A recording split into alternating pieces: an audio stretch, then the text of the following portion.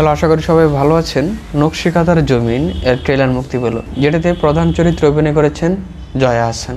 এটি মূলত মুক্তিযুদ্ধ ভিত্তিক একটি গল্প।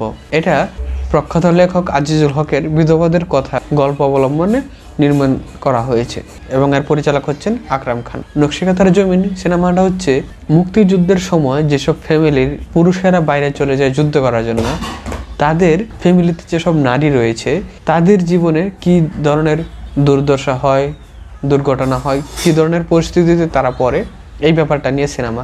যেখানে এই গল্পের মধ্যে মূলত জয়া আহসান এবং আরেকজন মেয়ে, তার নাম এই মুহূর্তে মনে নাই, যেখানে প্রধান দুই ক্যারেক্টারের নাম হচ্ছে সালেহা এবং রাহেলা। এই দুই ক্যারেক্টার হচ্ছে দুই বোন, যে তাদের বাড়ির পুরুষেরা যুদ্ধে গিয়েছে এবং তখনকার সময় যারা যুদ্ধে গিয়েছে তাদের বাড়িতে পুরুষহীনতার কারণে কী ধরনের পরিবেশ সৃষ্টি হয় এবং সেই এলাকায় আবার রাজাকারও থাকে।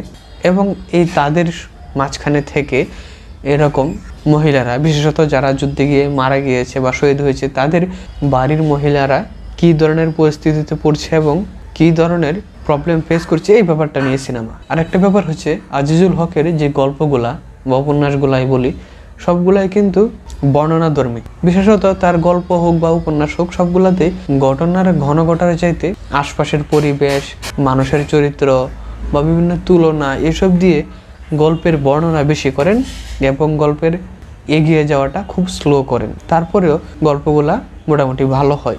আর গল্প ভালো হওয়ার কারণে তার বর্ণনাগুলা তার গল্প বলাতে তেমন বাধা সৃষ্টি করে না। সেই ধরনের গল্প থেকে নির্মাণ করা হয়েছে সিনেমা নকশিকাঁথার জমিন। এবং সিনেমার ট্রেলারটা বেশ ভালোই একটা ভাইব দেয় এবং এটা বোঝা যাচ্ছে যে এটা একটা ইমোশনালভাবে মুক্তিযুদ্ধকে নতুন গল্পে নতুনভাবে আমাদের সামনে আবার উপস্থাপন করা হচ্ছে।